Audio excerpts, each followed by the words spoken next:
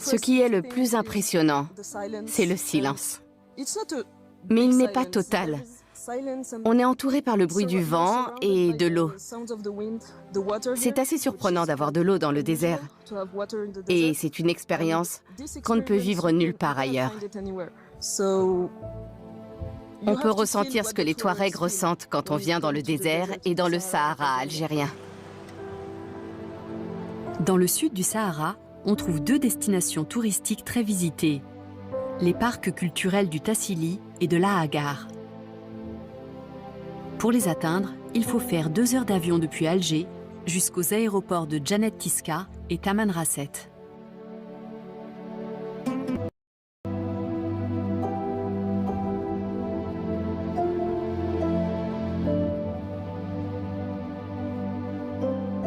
Au cœur du Sahara, on a du mal à croire qu'autrefois, la région était habitée et luxuriante, comme le rappellent les peintures et les gravures rupestres du Tassili, qui ont environ 9000 ans.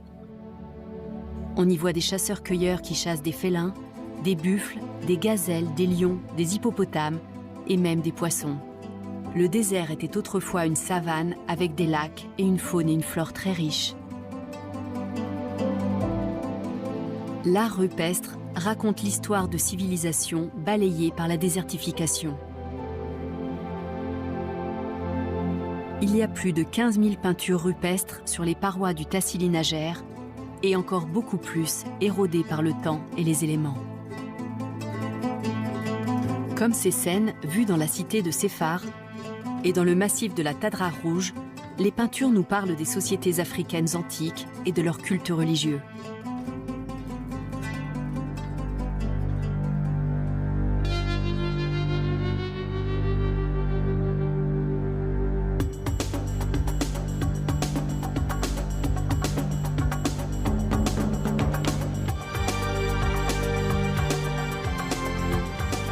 Tamanrasset est la plus grande ville de la région. C'est l'oasis la plus méridionale du Sahara algérien et la capitale des Touaregs. Au pied des montagnes s'étend cette ville que les habitants surnomment Tam.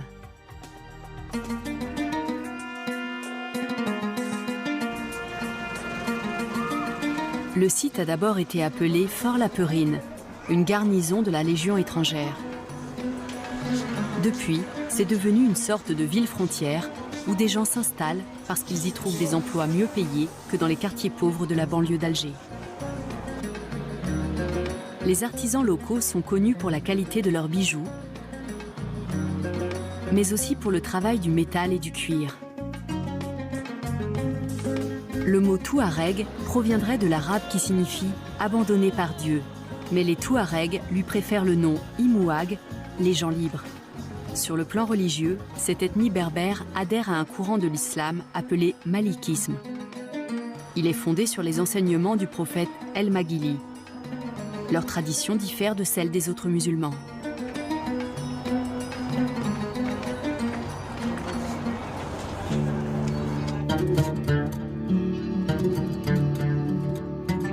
Tamanrasset a toujours été sur la route des caravanes qui traversaient le Sahara.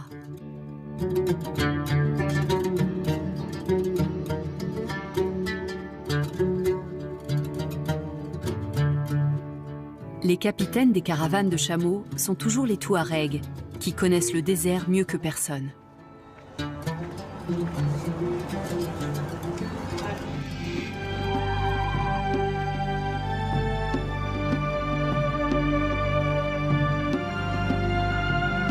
Le costume traditionnel des hommes est lié à leur foi.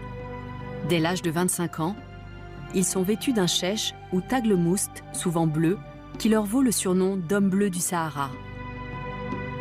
Ils se couvrent toujours la bouche, le nez et le front, sauf quand ils sont avec leurs proches. Zahra Kodja, guide local, nous en dit plus sur les traditions touaregs. Dans la communauté touareg, dans la société touareg, pour ce qui est des hommes, lorsque le garçon doit passer de l'adolescence à l'âge adulte, il porte le voile lors d'une cérémonie qui lui est organisée par sa communauté.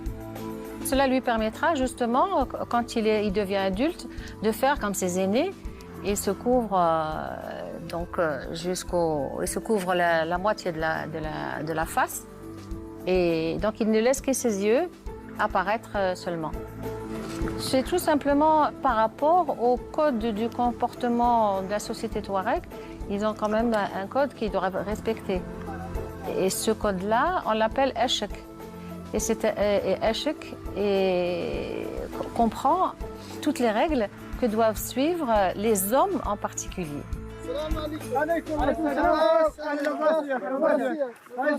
Ces hommes sont éleveurs. Ils se retrouvent pour aller ensemble au marché acheter des bêtes.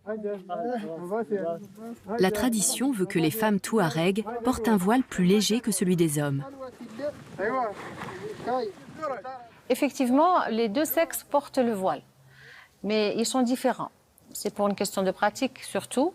Et alors les femmes en général restent dans le campement, même si elles s'éloignent un petit peu pour faire transhumer leurs chèvres, leurs troupeaux. Elles sont surtout donc elles reviennent toujours au campement. Et elles ne sont pas obligées de se couvrir la face. Et puis la tradition est restée.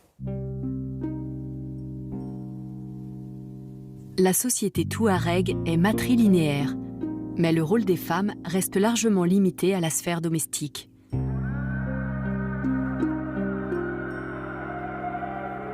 Elles ont pourtant un statut privilégié par rapport aux autres femmes du Maghreb.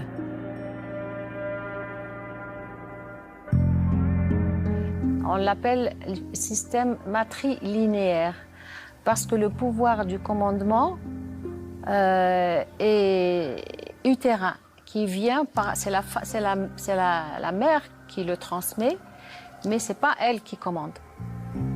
Voilà, c'est ça, c'est par rapport à la lignée. Dans la société touareg, la femme est considérée comme le pilier de la communauté. À petit niveau, ou à un niveau inférieur, il y a la cellule familiale. Et dans cette cellule familiale, quand il y a mariage, c'est la femme qui apporte sa tente, sa maison. Et parce que même le mobilier, c'est elle qui le ramène avec elle. En fait, l'homme est toujours en voyage et elle reste dans le campement. Donc quand il y a séparation, c'est l'homme qui part, mais c'est elle qui reste.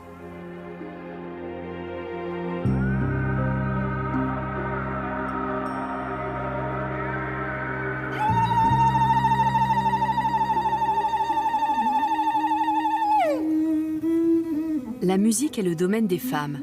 Elles composent les chansons et jouent d'une sorte de violon appelé imzad. C'est une calebasse semi-sphérique avec une seule corde dont elles sont les seules à avoir le droit de jouer.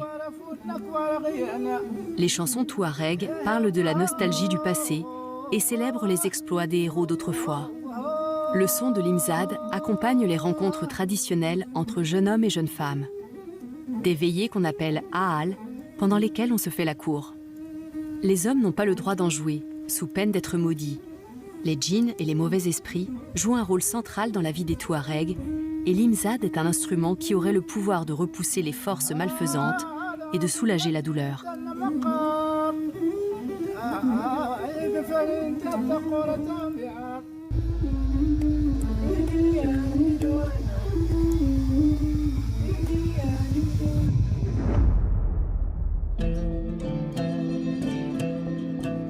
Taman Rasset est devenue une base de l'armée française à l'époque de l'Algérie française. Les soldats français étaient déployés dans le désert pour mieux le contrôler au sein des compagnies méharistes sahariennes. La Légion étrangère a été fondée en 1831 par le roi Louis-Philippe pour combattre dans les territoires coloniaux français en incorporant des étrangers et des autochtones. Elle a été stationnée en Algérie jusqu'à l'indépendance du pays en 1962. À l'époque coloniale, la France a utilisé le Sahara pour ses essais nucléaires, avec au total 17 tirs aériens ou souterrains sur place entre 1960 et 1966.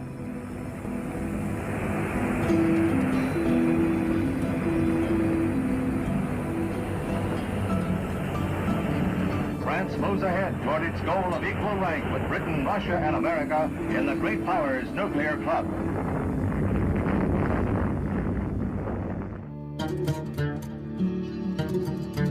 Le rôle de la Légion étrangère était la protection et l'expansion de l'empire colonial français et de ses intérêts en Afrique.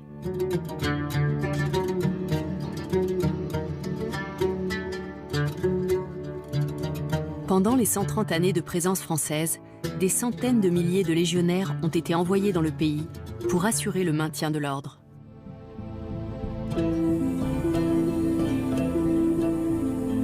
Dans ce fort de Taman Rasset était stationné un jeune officier de l'armée française, Charles de Foucauld. Arrivé en Algérie vers 1880, il a eu une vie très dissolue, mais il est entré dans les ordres après avoir eu une révélation. Il a décidé de consacrer son temps à aider les Touaregs. Devenu ermite dans le désert, il s'est fait appeler le Frère universel et a dédié sa vie à Dieu. Zahra Kodji connaît bien son histoire. Il cherchait un endroit où justement retrouver l'absolu. Il voulait vivre comme Jésus dans la pauvreté. Et il voulait aider les autres. Il est arrivé ici, il a vu que les gens étaient démunis. Et c'était pour les aider. Et l'atmosphère, le climat, tout pouvait lui permettre de souffrir quelque part, mais d'être bien heureux auprès de Dieu. Et donc c'est pour ça qu'ils aidaient les autres. Mais à un certain moment, il est tombé malade, très malade, et il a été sauvé par les Touaregs. Donc il a compris qu'il pouvait donner, non seulement donner, mais recevoir également. Et c'est pour ça qu'il a fini par se proclamer le frère universel, le frère de tout le monde. Au cours de sa quête spirituelle, Charles de Foucauld a quitté Taman Rasset pour errer jusqu'au plateau de l'Askrem. Pour le rejoindre, il faut parcourir plus de 300 km dans la plaine.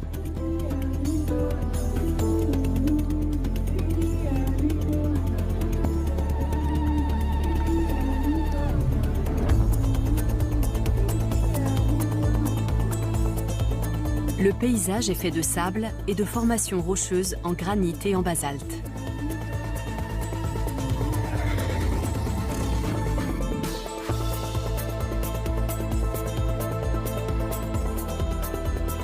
Le plateau de l'Askrem culmine à plus de 2700 mètres.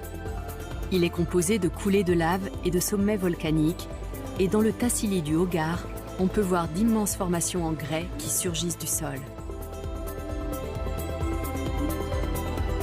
On arrive ensuite dans l'Atakor, une vallée volcanique dans le plateau du Hogar. Les Touaregs sont les premiers à s'être installés dans la province de Taman Rasset. Malgré le manque de pluie, il y a assez d'eau pour les chameaux et les chèvres.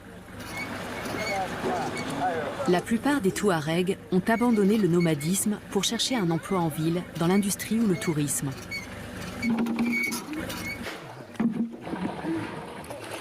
Certaines familles restent malgré tout attachées à leur mode de vie ancestral.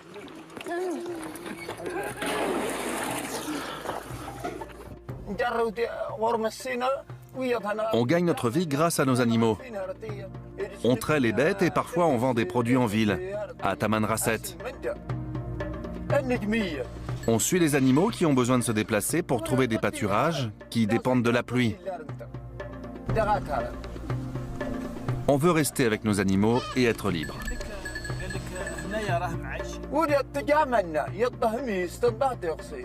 Je ne veux pas vivre en ville, parce qu'il faut avoir un diplôme là-bas. Ma vie me plaît. Je ne veux pas avoir le stress de devoir payer des factures. Nous, on n'utilise pas l'électricité.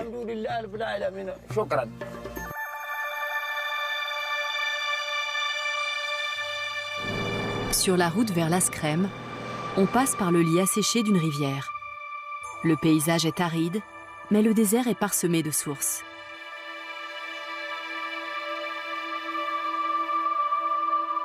Le désert d'Atakor ne reçoit que 15 mm de précipitations par an et c'est l'un des endroits les plus secs de la planète.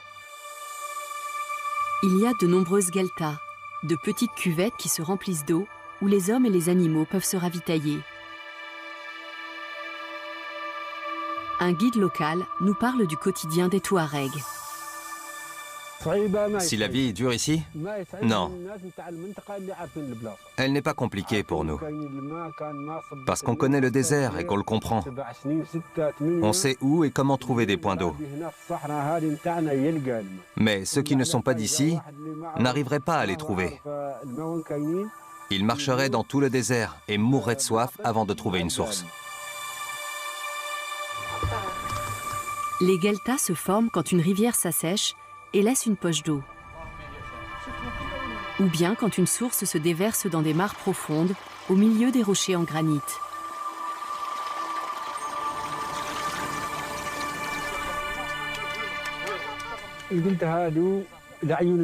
Si vous voulez trouver de l'eau, il faut chercher une montagne.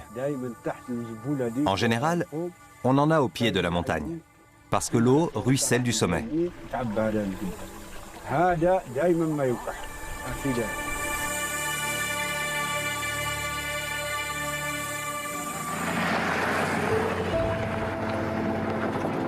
Le père Charles de Foucauld s'est installé ici, au bout du monde.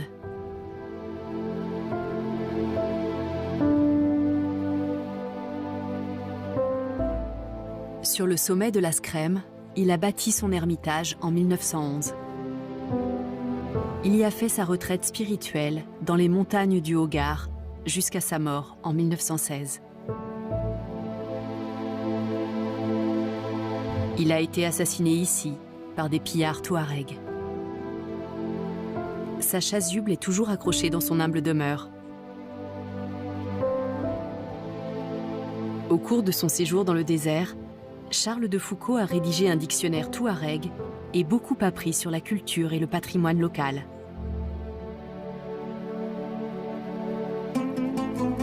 Il repose aujourd'hui dans ce désert qu'il aimait tant.